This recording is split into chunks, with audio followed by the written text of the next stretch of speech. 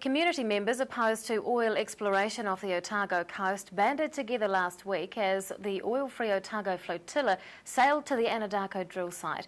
Otago community leaders on board the lead yacht voiced their opposition to exploration just 65 kilometres from Taiaroa Head.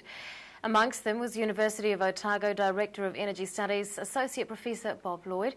Professor Lloyd is with us this evening to talk about the message the group was hoping to send and his work in the field of renewable resources. Good evening.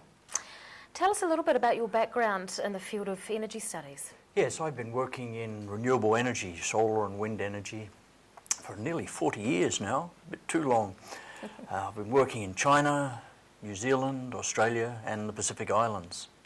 What's the primary message that Oil Free Otago is trying to get across? Well, the name says it all. They're trying to protect the Otago environment, the world environment, by stopping oil and gas drilling off our coast.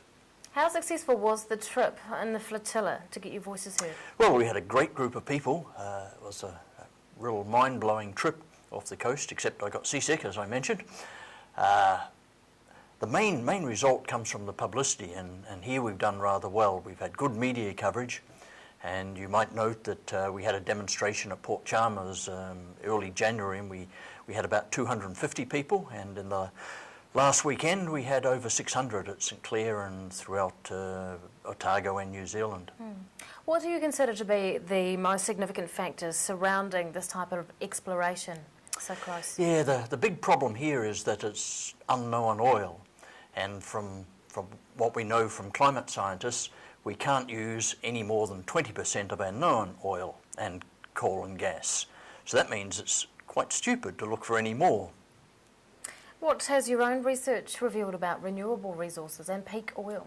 Yeah, I guess the main thing that's come out is that peak oil is now subservient to climate change, because peak oil, we've probably reached peak oil already, and we're likely to reach peak hydrocarbons very soon.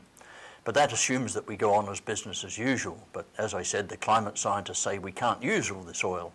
If we do and go on with business as usual, then we're going to go up to much more than the 2 degrees agreed at Copenhagen, to 4 or 6 degrees, and that would be absolutely catastrophic for the environment.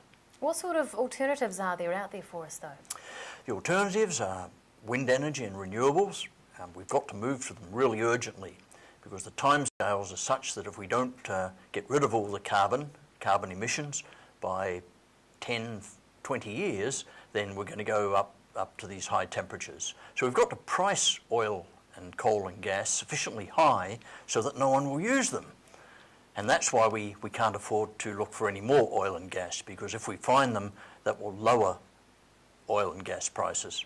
What needs to be done to start moving away from our dependence on oil and gas? We need to price oil very high. We need to convince the government and the people that oil and coal and gas are not the way to go. Are there any governments around the world that are investing in finding other alternative sources? Probably the largest one is China. Unfortunately, China is also using lots of coal, but it's very difficult with the price of oil and coal and gas at the moment to compete against renewables. So until those pricing mechanisms are put in place, we're not going to introduce renewables easily. Associate Professor Prof Lloyd, thanks very much for your time. Thanks very much.